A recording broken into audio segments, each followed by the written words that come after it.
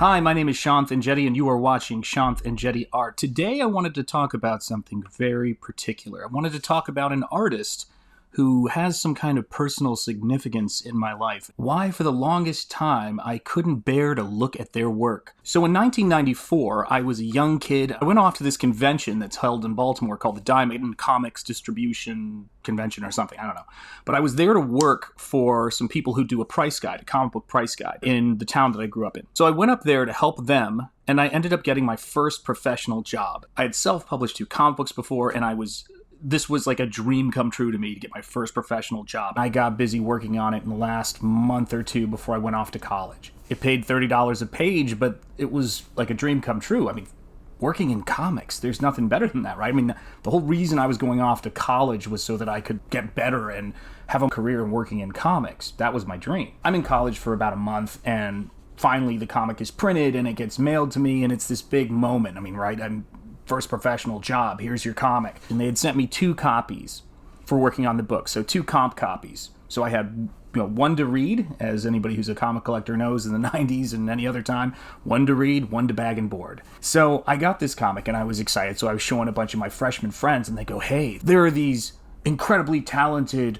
upperclassmen who are sophomores, a full 1 year older than you, who are brilliant at comics, and you should see their work. They're really doing something. I had just been professionally published, and they hadn't been, but whatever. And I was, eager to get feedback from people and try to hone my craft, and I thought, well, this will be an opportunity for me to get to know them and to make some friends who are into comics, and they probably know more, so I'm going to show them my work, I'm going to get their feedback on it, and then we're going to, go from there, and hopefully we'll become friends who work in comics, which I'm realizing the more I learn about comics is not usually the best place to find friends, as an industry at least. I brought my book over to them. I said, you guys take a look at it. And they're like, well, it's, it's interesting, it's got, if you're into that whole kind of being published thing and you like, artwork that is.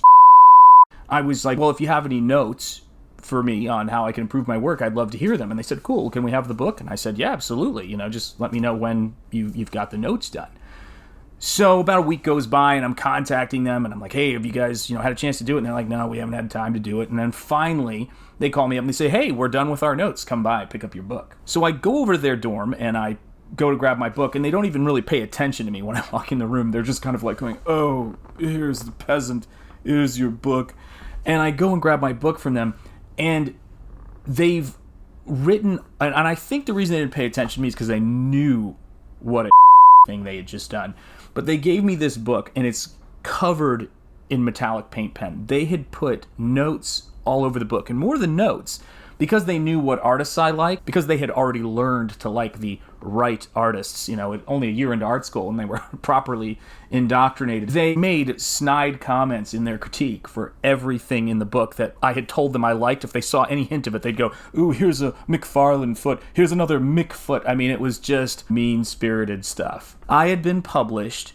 It was a huge accomplishment. And they had no respect for it. And as far as I'm concerned, there was more than a hint of resentment. This wasn't about helping somebody. This was about spite towards somebody who had done something that these people hadn't even done yet. But it was the kind of thing to where I was young. I was off at art school. I mean, it was an alien culture to me. I was trying to get my bearings. I mean, I had grown up in Tennessee, and here I was, up in Rhode Island, trying to learn how to be an artist. And I remember how much I took it to heart. When I look back on it now, I mean, I don't think about it that often, which is strange because it's my first professional job. But I remember walking down the hill on my college campus to this pizza place and just sitting in there, flipping through the book and just feeling totally gutted. It was such a kick in the face. And I remember trying to reconcile my previous excitement of getting to know these people and becoming friends with them with this horrible thing that had just happened with this book. And the reason why I point this out is it's by no means the hardest thing that's ever happened to me in my life, but it's a defining moment in terms of what I got out of art school, in a lot of ways, what I got out of art school, which was this kind of really cynical anti-success. You can teach somebody how to improve as an artist without utterly insulting and annihilating and putting down everything that they're into when you meet them. You don't have to blank somebody's brain, give them a frontal lobotomy in order to educate them. A bad hand is a bad hand. You don't have to go, this is a bad hand because you like this. Oh, you like fantasy? You're just a colonialist, sexist, patriarchal, whatever the is. That's what deconstruction is. It's what postmodernism is, and it's what all this other undercurrent of political garbage in art. If politics are your thing, and if you want to be liked by the right people, you're not about work, you're not about wealth, you're not about success, you're about status. And these guys wanted to make sure I knew status-wise where they were, even though I was more accomplished in the field by any objective measurement at that point. So rather than lift me up, they decided to put me down, which is fine. You know, I mean, what are you going to do? They were kids, I was a kid, but it was a really thing to do, and it's not something I can imagine doing to this day. I mean, what the The reason why I'm bringing all this stuff up is because there are certain things that would bother me when I would see them, you know, because I was trying to quickly learn who to like and who the right artists are, and there's something to be said for having your horizons expanded, but it doesn't mean you have to have your house burned down out of spite. What ended up happening was, after college, I noticed that there was this artist who, whenever I'd see their work, it would kind of put me in a bad mood, and I'd have this kind of agitated reaction to it. So the artist was Andy Smith, and I just ordered on IndieGoGo a copy of First Man, we'll get back to this, by Andy Smith, and it's a great-looking book. The colors are great, the drawings are great, compositions are great, the story is a ton of fun. For anybody who's kind of curious, this is First Man and the artwork of Andy Smith. But for some reason, whenever somebody would bring up Andy Smith, I would kind of feel this kind of agitation. So I started getting and reading different books by people in CG, and I was like, oh wow, this stuff is great, the production quality is great, really takes me back to that time when comics were aspirational and optimistic. And contrary to what a lot of people say, it's not about trying to go back to the 90s.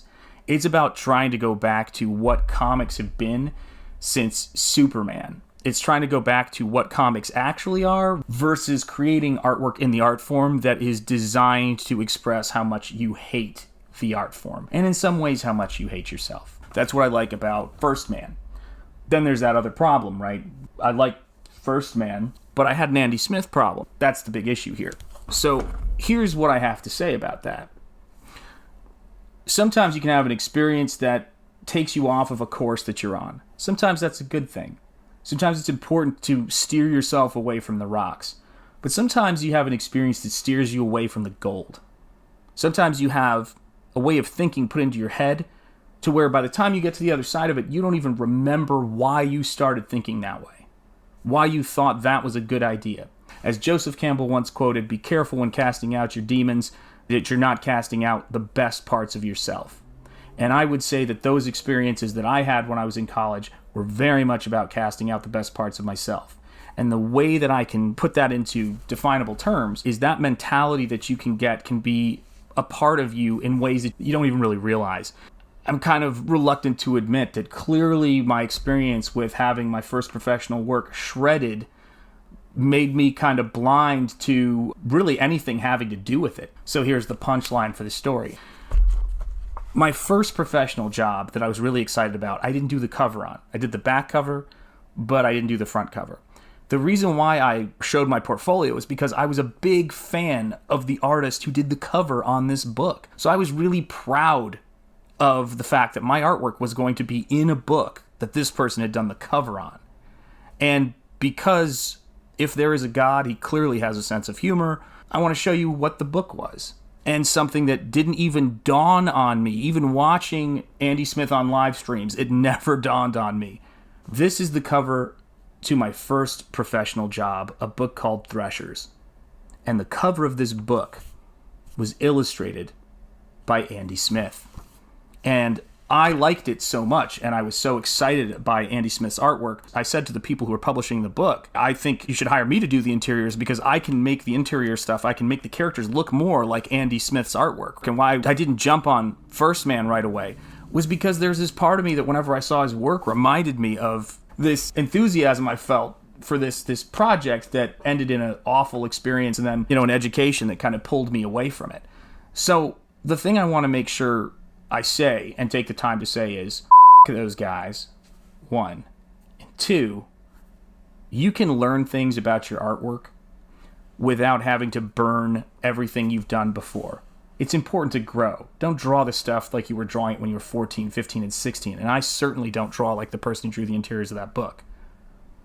But I want to say this. At 17, it meant the world to me that my artwork was going to be in a comic book where Andy Smith did the cover. And I could not be happier to see Andy Smith doing this book called First Man and to have backed it and gotten a copy of it.